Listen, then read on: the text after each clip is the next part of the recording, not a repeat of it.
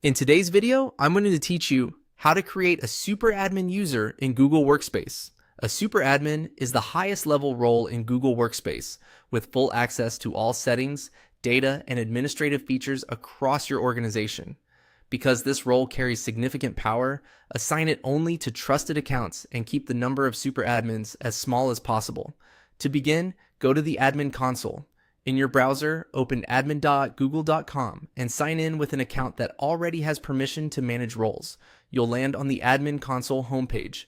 If you manage more than one domain, quickly confirm you're in the right organization by checking the domain shown in the top right area. From the homepage, click Users.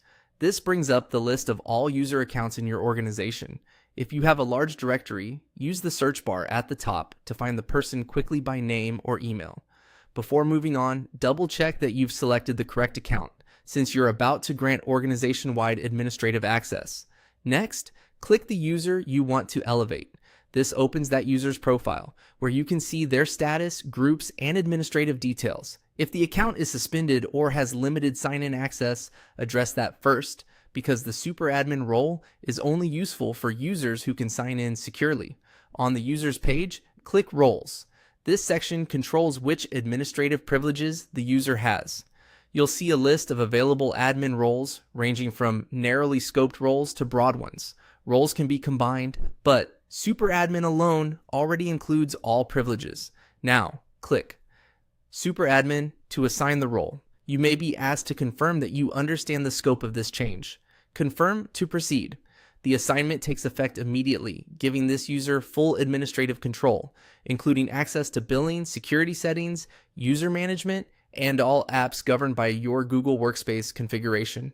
A few best practices as you finish up. Ensure the newly elevated user has strong security in place, including two-step verification and up-to-date recovery options. Keep a secure record of who holds super admin rights, and consider using a dedicated admin account instead of a day-to-day inbox to reduce risk. If you ever need to reverse this, return to the same roles section for the user and remove the super admin role.